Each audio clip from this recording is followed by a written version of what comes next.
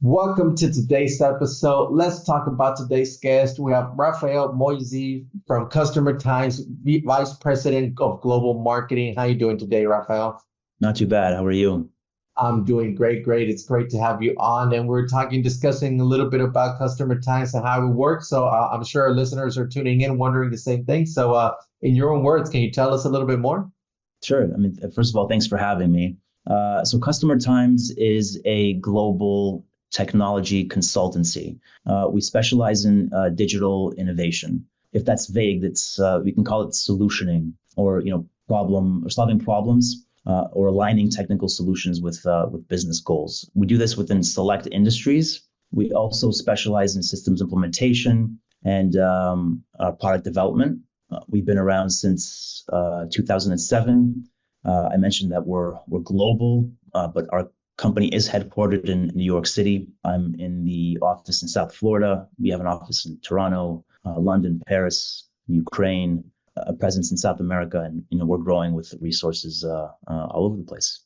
Definitely, that's important. So that way our listeners could get a good understanding of your company, Rafael. What would you say are some key problems then that you'd like to solve for your clients? So the key problems, I can put it this way: we're about change enablement. So that's where the consulting and the digital transformation comes in with the company. So that stems beyond moving away from legacy systems. So most aspects of businesses today are being digitized. It's like a bullet train. If you're not on it, you'll probably get left behind. Our customers or our target demographic is definitely on that train. Each industry that we work with, and there are five: HLS, or healthcare and life sciences, consumer packaged goods, manufacturing, banking and financial services, and insurance, as well as software. They all have these industry maps that kind of breaks down the components of the company, or it's like product life cycle. So for example, if we're dealing with a pharmaceutical company, they would have a drug life cycle that includes anything from like the clinical trials of the drug to the manufacturing to the actual commercialization. Now, all of those components, they require digital solutions and advancements, and they're constantly evolving. So these are the services that we offer. I guess you can say we help them not only to embrace that digital change, but leverage it, maybe even capitalize on it. And if we're talking about the other services and the problems, data and analytics is a big one today. There's a lot of talk about AI and AI enablement. So we specialize in that. Some problems are like gathering and acquisition of data, smarter data usage, data governance. There's the customer experience automation, which deals specifically more with like platforms, whether it's like Salesforce or SAP. So you have the CRM side of that, the commerce cloud, marketing cloud, service, etc. Product development, and I'm talking about like a full life cycle of the product development, anything from like the design, the ideation of the product, the creation of it, and even once it's completed, the managing of that product, and finally the software engineering. So web app development, full stack, cloud native development, and mobile web application. Definitely important. All right, awesome to hear that. And you were mentioning these industries, right, that you guys like to work with: the healthcare and life sciences, manufacturing, software, consumer packaged goods, banking and financial services. How would they usually then find out about Customertimes? Is there a top client acquisition channel for you guys? Yeah, I mean, there's many. This is a business where it's kind of about like the networking and the people you know. Some people move from one business to another. It's a relationship based business. There's different channels. I mean, Salesforce is one of the main channels. We work on maintaining those channels as best as we can. Awesome to hear that. And well, Rafael, so that way our listeners could go ahead and visit you guys. You could always check them out at customertimes.com. What role then would you say the website plays for client acquisition, Rafael? Well, I mean, our business is a relationship-based one.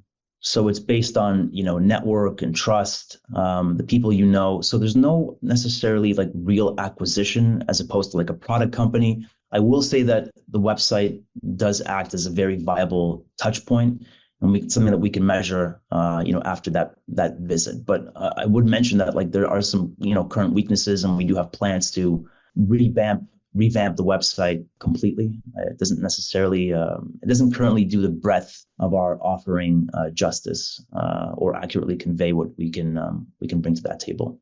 Yep, definitely. Awesome, awesome. Well, then let's switch gears a little bit here, Rafael, and let's talk about you as the leader. You being the vice president of global marketing there for Customertimes. What are some key tasks you like to focus on your day-to-day work? The strategic side of things and the execution, I'd say managing existing projects or campaigns. We have different engines at Customertimes from the marketing side. There's like our digital engine. We have events, our intelligence, design. I do work collaboratively with all team members, everyone on the team. I'm facing lots of questions, which is good. It's always a healthy sign of the team. And there's other components, like the financial and budgeting component, of course. Whatever time I have left over, I try to, delve into the brain of the customer and try to interview as many customers as I can, so I can find out what's going on and what's happening. Definitely. Yep, that's always important. Awesome. And so that, I mean, with all the marketing and overwhelming information that's out there, how do you usually stay up to date? Is there a preferred channel for you? Yeah, I mean, I will say that it's pretty overwhelming right now, but I don't do anything out of the ordinary. I'm on LinkedIn a lot. If something calls out to me or is relevant to me, then I'll probably read it. I heard that there's like a LinkedIn fatigue. I don't necessarily find that true. So I'll even give my information if I find it relevant or compelling. And secondly, I have to say that I try to get as much time with existing customers as I can. That's the best way to grow, get insight and knowledge from the right lens, and stay up to date for me. Definitely. All right. Awesome to hear those channels there. I mean, I think, like you mentioned, right, I think LinkedIn is still, no fatigue on that. It's still going strong. So awesome to hear that from you as well. But let's jump into our next section here, Rafael, which is our rapid fire question rounds. Are you ready for them? Yeah, let's do it. Awesome. All right. First off, what is the last book that you read? The last book that I read is actually Never Finished by David Goggins. I think it's like a follow-up to his previous book. I believe it's called Can't Hurt Me. It's about like mental toughness and the pursuit of excellence. I like his story. I think he's a unique personality. He's defied so many odds despite facing so much adversity. So big Goggins fan. Definitely. All right. Awesome to hear that. Next up is, what is one single thing that your company is focused on at the moment the most? Yeah, that's a good question. I think especially with AI coming into the equation, I don't think there's a lot of boundaries with technology. I think there are boundaries within the legality of technology. So one thing that I'd like to circumvent in one way or another is that legality around intent. I'd like to get as much intent that's as granular as possible and use some intent software that's doesn't necessarily have any limitations or boundaries. Definitely. Okay. Awesome to hear that. Next is, if there was one repetitive task that you could automate, what would that be? Meetings. It would be nice to have AI Rafael attending meetings. We're probably getting there, judging by the progress of AI. Definitely. I think that's super important. So great to hear that. I mean, at one point, right, AI is going to come and beat us in the next couple of years. So can't wait to see something like that come up. All right. And Rafael, what is one piece of advice that you would give yourself if you were to restart your journey as a marketer today?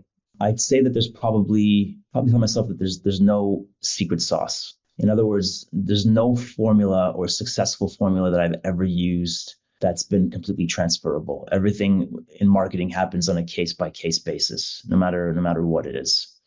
And the second one I'd probably mention is get into the customer's head. This is key. I mean, there's different perspectives depending on what it is that you're selling. And you can use different people within the company as subject matter experts. And you'll get different lenses, whether it's like, somebody from the product team, the sales team, the dev team. And it's valid information, but if you, as a marketer, really want to be successful, you have to ask the customer. I think that's super important, right? I think if we start creating things and without knowing the customer's input, I mean, we're just flying, blindly. So definitely some great advice there, Rafael. And Rafael, we're coming to the end of the show here, but I do want to give you the last word. If someone forgets everything about the interview today, what is that one thing they should remember about your company? Wow, great question. The company is, I feel like it's kind of like a gem in the sense that we're actually ranked as like a leader against like the biggest multi-billion-dollar conglomerates like your Accentures, Deloittes, and Cognizants, even though we're like a fraction of their size. A lot of capability and experience around the technology and platforms, combined with superior expertise, knowing the industry that you're in, meaning that you know the problems, which means that you can provide the absolute best solutions. And there's also a culture that's second to none, where we have the agility of, and the capability of a larger company, but we operate on as a customer first boutique, full transparency, and working on establishing stronger relationships through positive outcomes. Definitely. All right. Awesome. Great to hear that. And to our listeners, I do want to thank you guys for tuning in today. Rafael, thank you so much for being part of today's episode. And to our listeners, don't forget, visit them at customertimes.com. And I'm looking forward then to our next episode at Pathmonk Presents. Thanks a lot, Rafael. Thanks for having me.